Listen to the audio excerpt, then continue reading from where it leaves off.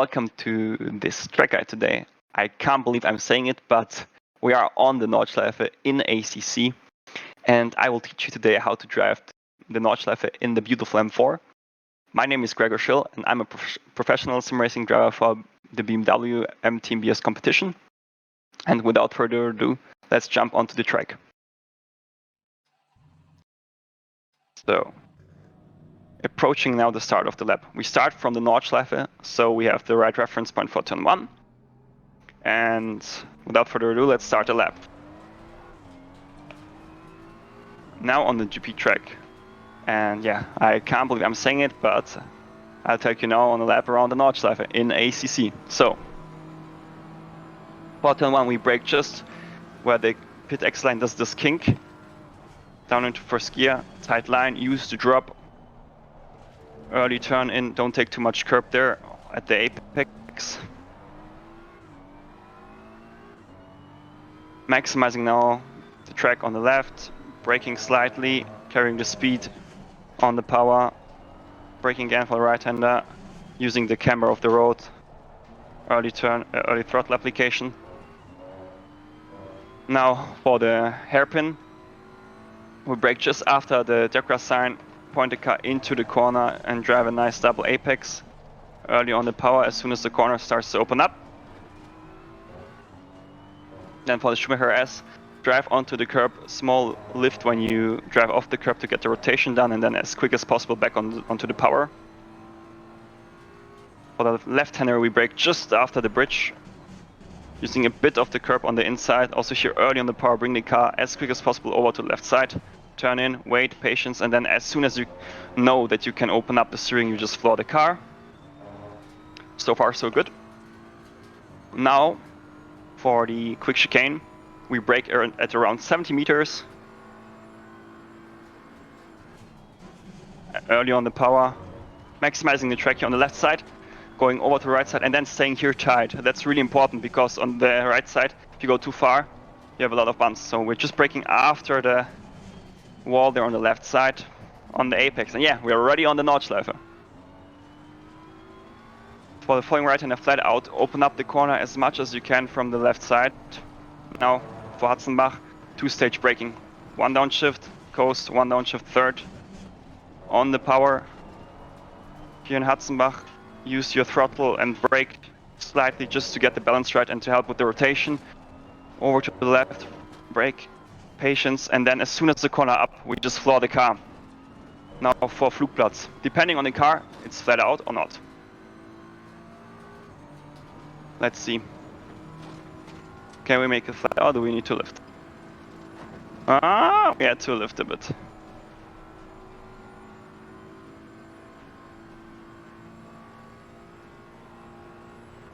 Approaching Schwedenkreuz now. Important to go as far as on the right side as possible and then flat out. So turn in, stay on the left, brake when the curb is starting to end. Use the camber of the road early on the power. Maximize the track, don't go too far into the grass. You have a lot of bumps. It will unsettle the car and you might end up in the wall. Now for Adenauer Forst. We brake at the whiteboard here, turn in, brake again, coast onto the power. When the curb starts to do the left kink, brake again. Sometimes you can get here a lock on the rear, so be careful with the braking, like you see also. No brake here, immediately into the next left-hander here.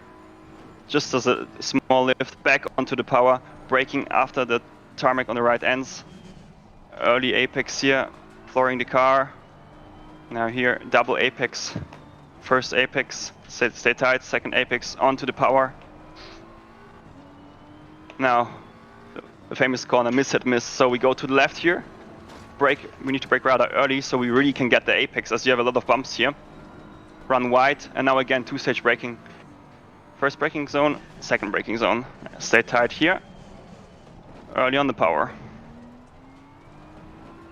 Sometimes the view resets, so we need to go quickly like that here. Like that. And we brake at the end of the curb, trail into the corner. As soon as we hit the apex, flooring the car.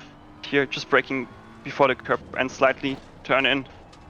And be careful though with the bumps, because if you brake there too late, it can happen that you start to brake when the car is wobbling, and this can force you into the wall. Braking here at the Yokohama S sign, using then the camber on the inside to be early on the power. Now at Kesselchen, it's basically everything flat out, so nothing need to worry. And really important, if you have those long straights, try to rest your wrists, because the force feedback is really heavy, so we really try to just hold the wheel really slightly with our hands. Because now for the next 2 minutes we will have no brake at all. Now for Mutkurve, we brake just slightly, or only downshift depending on the car. You see, we just downshifted and it worked.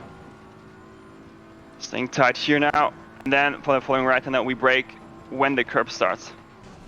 Stay tight to use the camber, which will help you to slow the car down and to carry more speed through the corner. Now, really important, straight line, we aim for the Marshall post, brake at the graffiti, and now we are in the carousel. Stay tight, patience, and then as soon as it starts to open up, we floor the car.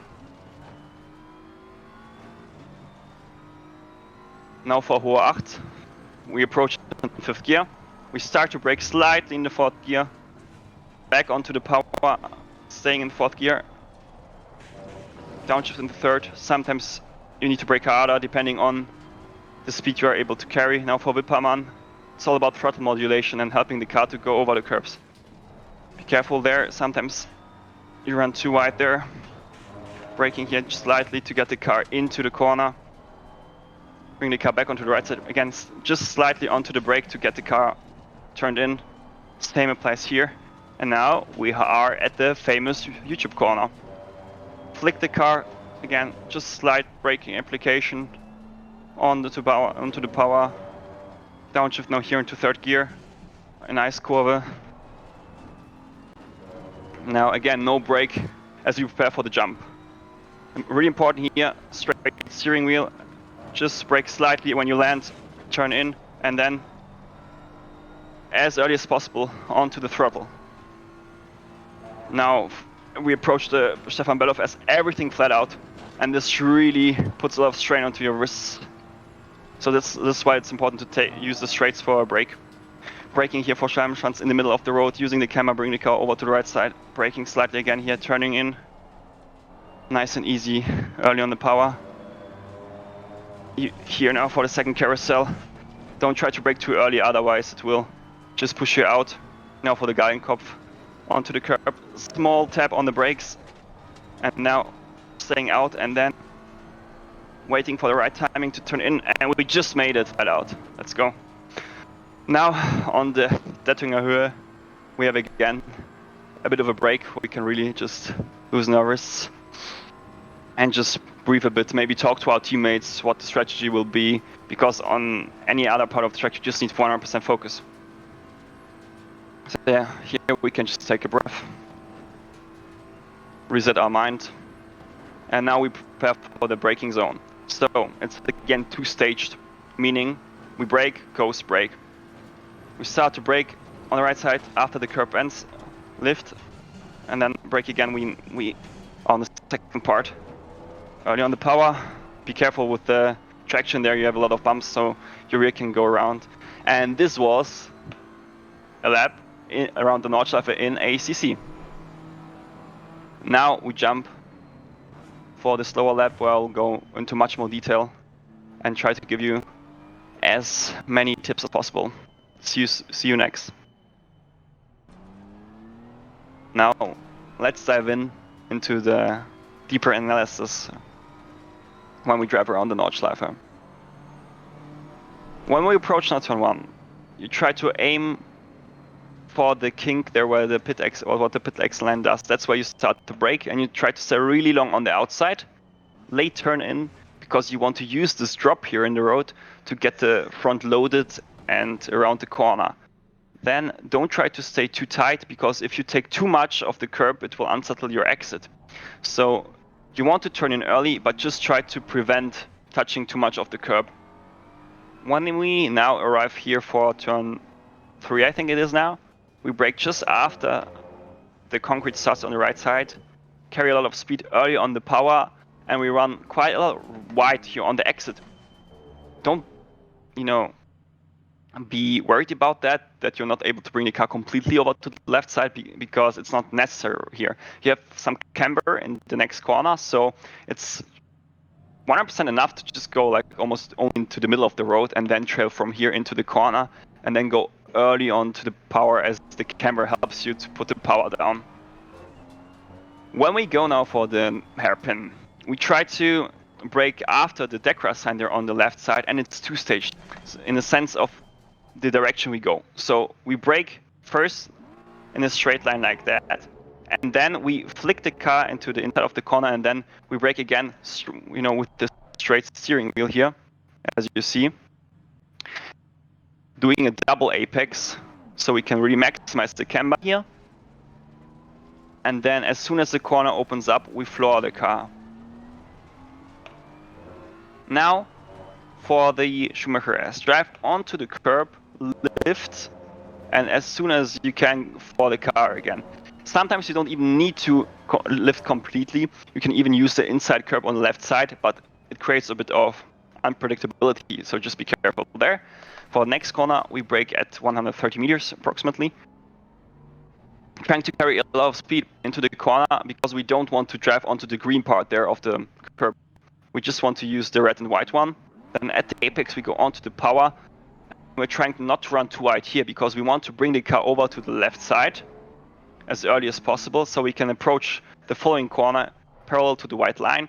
We carry a lot of speed, then use the brake slightly to slow the car down and and get the rotation for the entry. And then as soon as we hit the inside curb, we floor the car.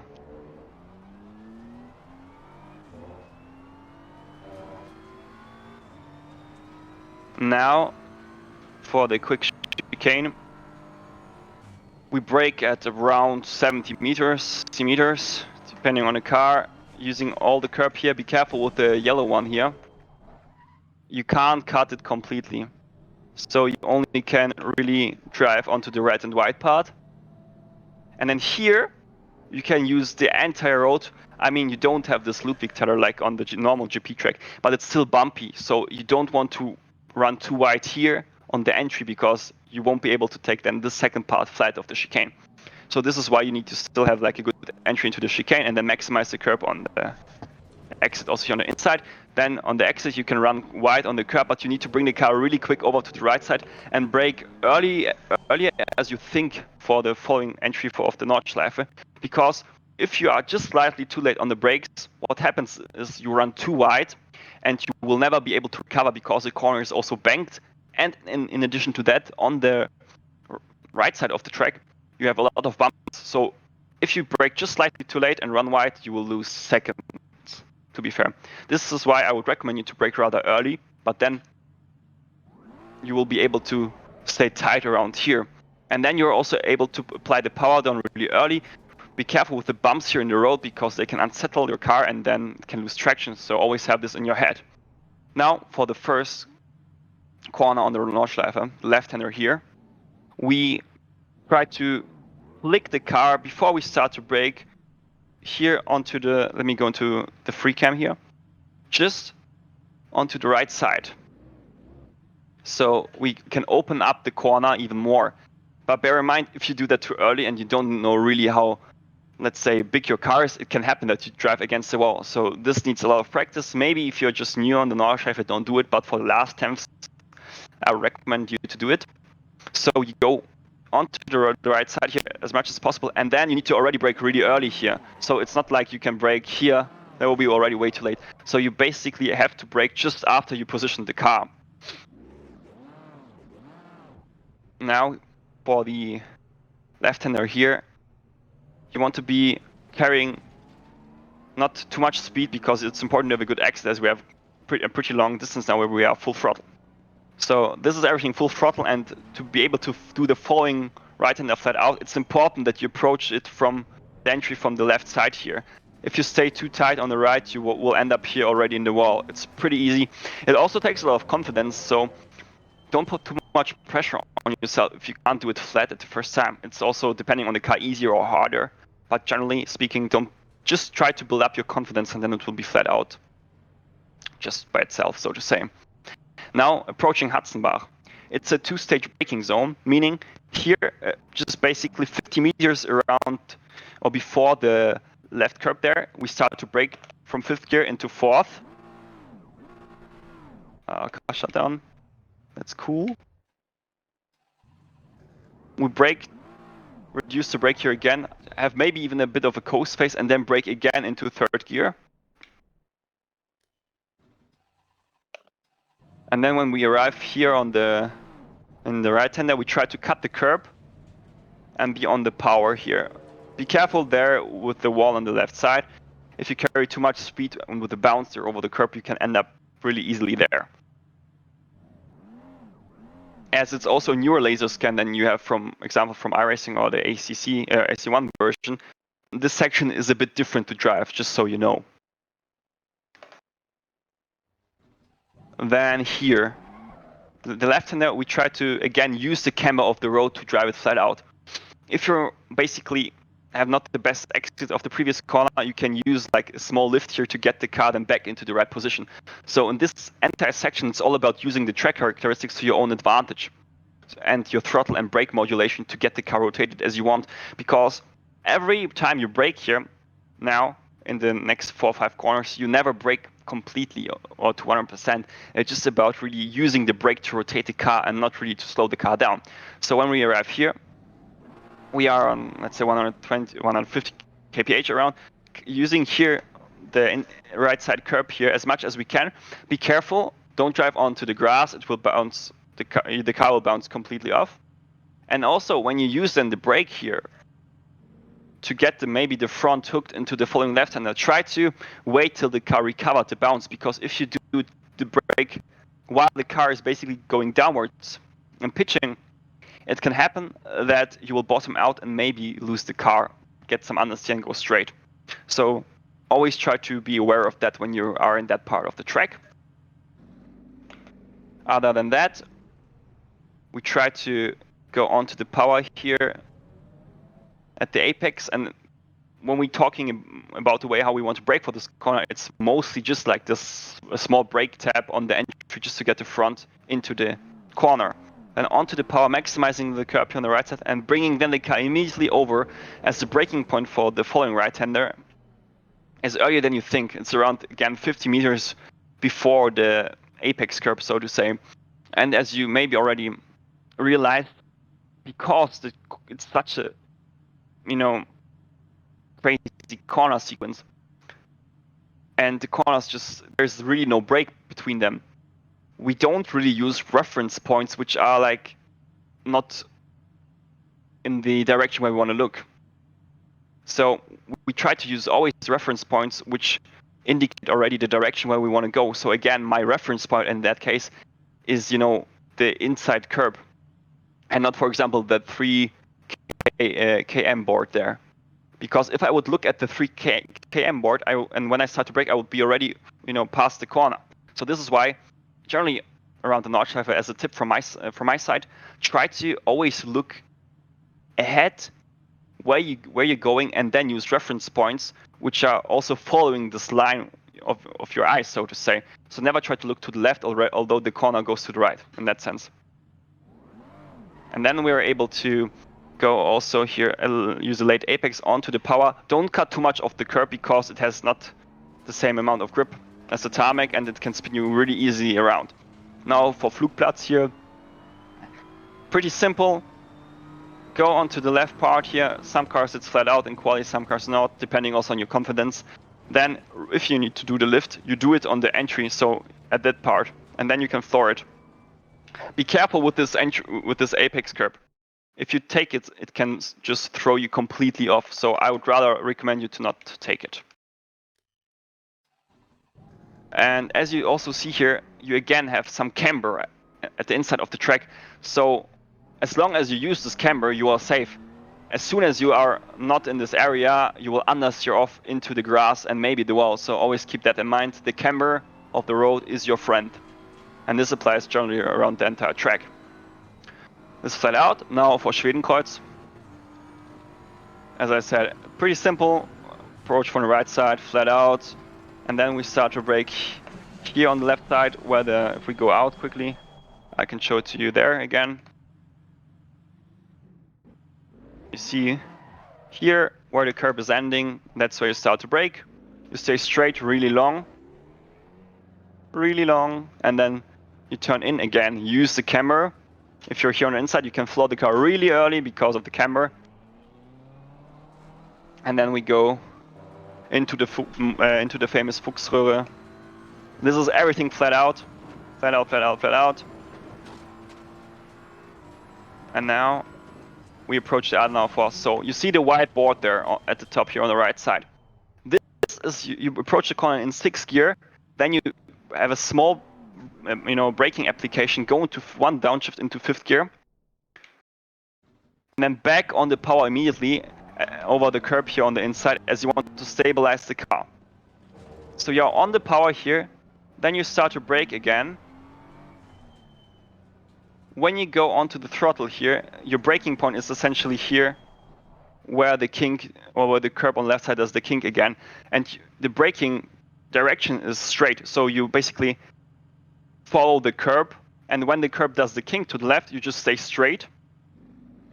You're braking, and then you have a late turn in, so to say, staying tight on the left to open up here the following corner.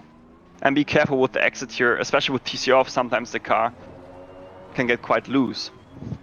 Exactly. Now, as we approach Metzgesfeld, it's pretty straightforward. Maximize the track on the right side, just lift as necessary to get the rotation done, immediately back onto the power. And then here, as we approach the corner with quite a lot of speed, when the tarmac stripe there and at the bottom right here ends, this is your braking reference point. You stay for the most time straight, and then again, turn in, use the camber, hit the apex, go onto the power, run wide onto the left, and then we brake again. Of course, you could use this sign on the left, which says Stutzgefahr in German, but what I would rather recommend you to do is use again the inside curb here as a reference. It's again like 40 meters or so before that as a braking reference point, because when you look at the apex already and you use the reference point which is there, it's much easier for you to follow and stay in the flow than looking to the left at the board and then looking back into the right, especially as this is here a double apex. So we turn in here a bit early, use the first apex and the second apex, and that's where we then floor the car. Now, for Mutkurve. This part is flat out here, early turn and use the camber. I think camber is my most favorite word around this track and this time. Run wide, and then in 4th gear we brake just before the bumps here. Miss, hit, miss. You have 3 apexes, so to say, but the way you approach them is the first one you miss, the second one you hit, and the third one you miss, so to say. Because of that, you will run wide here. And again, we have a two-stage braking zone. So we brake just, about 50 meters before the Yokohama sign there. So this is our reference point this time. Reduce the brake here, and then brake again for the second part. Stay really tight, and then back on the power.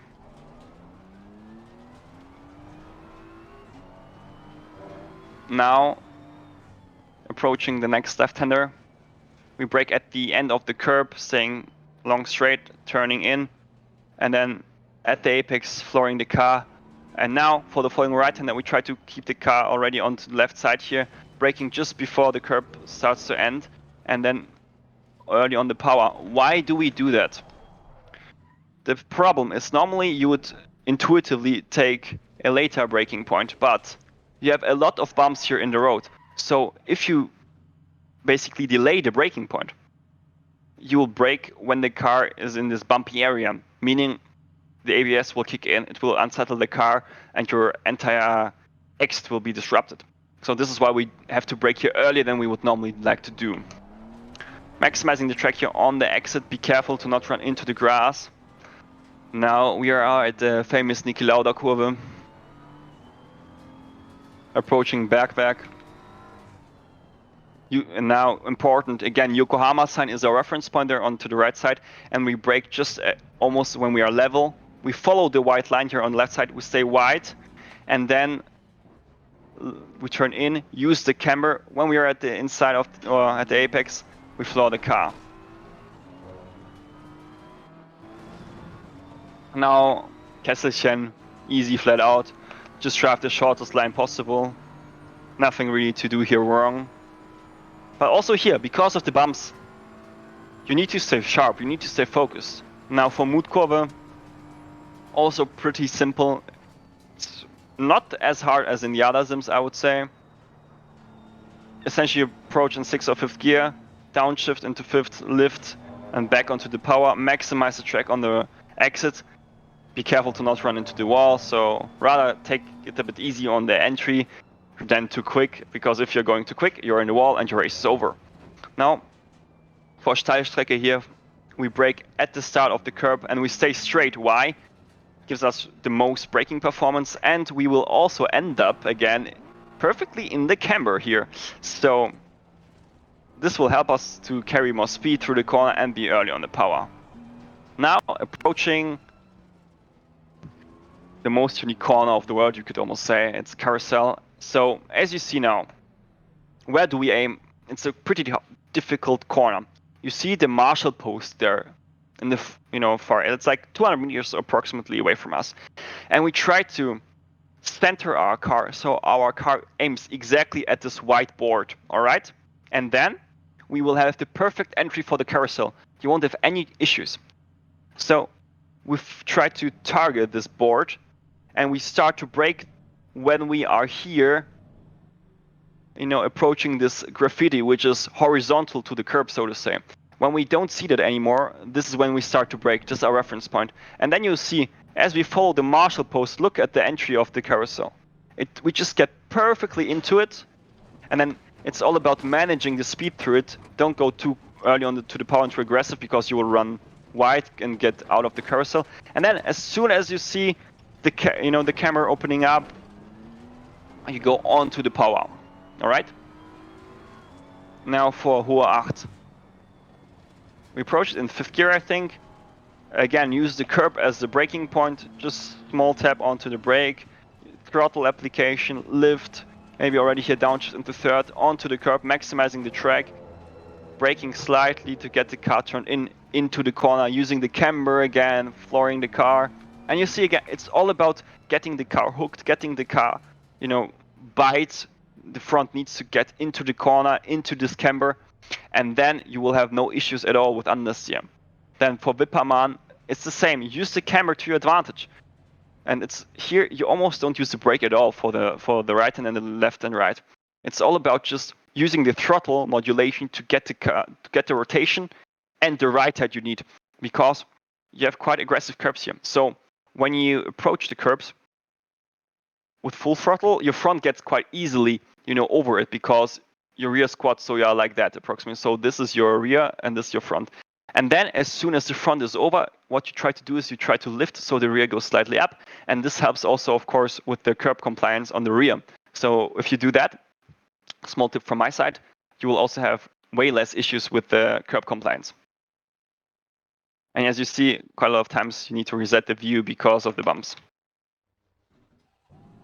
And then here, what you do is you cut over the right side curb here, also here, and then the lift to help the rear, maximize the track. Be careful on the exit here, it's easy to run wide. Small braking application again here to get the car turned in early on the power. And basically the entire section now till, I would say, maybe Schwalbenschwanz, you don't really have the hardest braking zones or the hardest braking application. It's just about managing the speed and the rotation. Now, if we drive a bit backwards here, when we arrive from the... Okay, so now here, as I drove a bit back, so just to symbolize or show you again what's really important about the section is, if you run wide here, it's all good. You have here some, curb extension, but you need to go really quick back onto the right side here. Use the brake to get the car again into the camber. I don't know how many times I said that word, but it's just true on this track. Then for the following right hander, maximize the track on the left side. Just touch the curb again, the brake slightly to get the car slowed down and into the corner early on the power, as we arrive now at the YouTube corner, onto the curb here.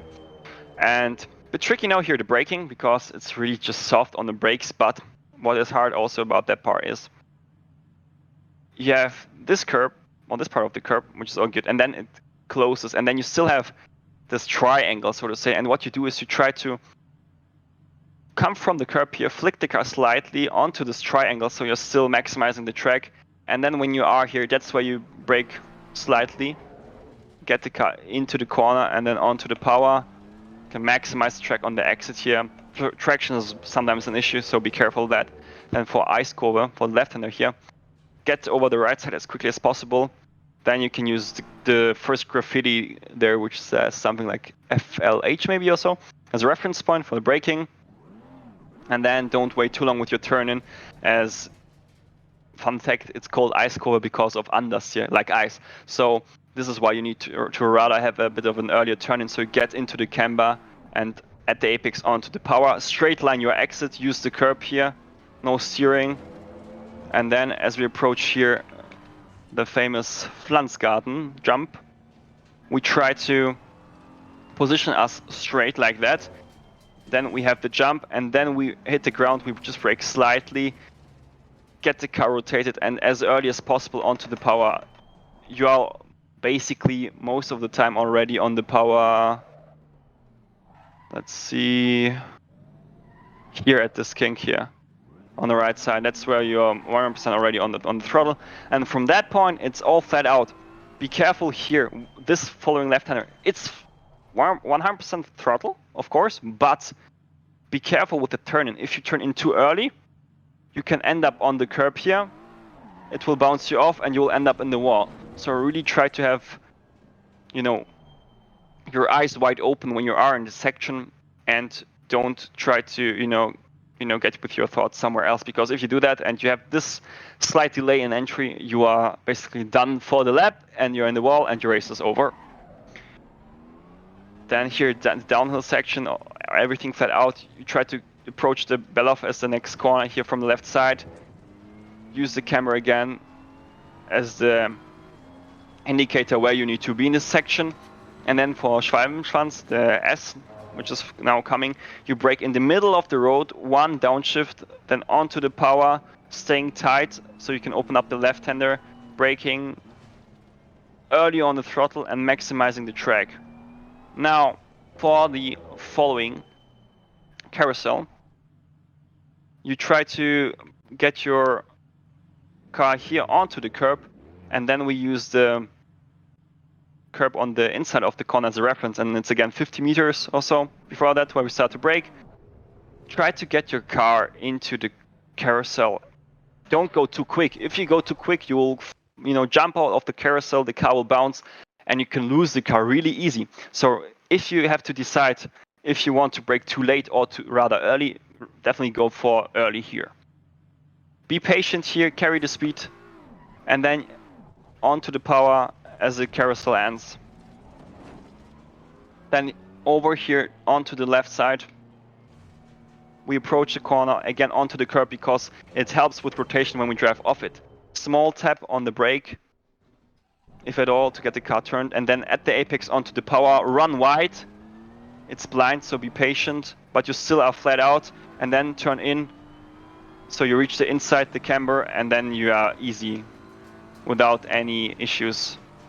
Also on the exit, on the track and not on the grass. Alright, now the Döttinger again, we can have a break, chat to our teammates, what is going on, what's the strategy, do we pit, do we not pit, just rest your wrists, it's crucial. I can't emphasize this enough, like the past section, the last third of the Nordschleife is so hard on your wrists, really just loosen them up on the straight. Because if you do a race stand 1 hour, 2 hour, you need to do that. Your arms or hands will thank me afterwards. So now approaching Tiergarten and the Hohenrhein chicane, what do we do? It's all flat out. We follow the inside curb here, and then back into the also inside curb here, and then we start to brake just after the curb ends. Then we reduce the brake completely, because we have now this bump in the road here, as you see, the tarmac, or you don't have also tarmac, it's just like this Astro, some type of Astro, or not even Astro. but it doesn't matter what it is. You don't want to really start to brake here, because you have also a slight elevation change in the road, and then your ABS will kick in, your rear will lock, and you will spin. So at that section, you're basically off the brakes, and then when you are on the tarmac again, that's when you start the second braking phase. Staying straight, and then second gear, turning in, using the curb on the apex, and then throwing the car. Minimal steering input here, just to not have any big impact from the bump. And this was, you know, everything you need to know when you try to drive the first time around the Nordschleife in ACC. And I hope you enjoyed this lap guide. Make sure to subscribe to Coach Dave Delta, so you have all the setups already available from day one for the Nordschleife. And really nothing else to say from me. Just then, it's such an amazing surprise and news that we have the Nordschleife in ACC. Enjoy it, and yeah, this was everything from my side. I hope you enjoyed the track guide, and yeah, see you around the next lap. Bye bye.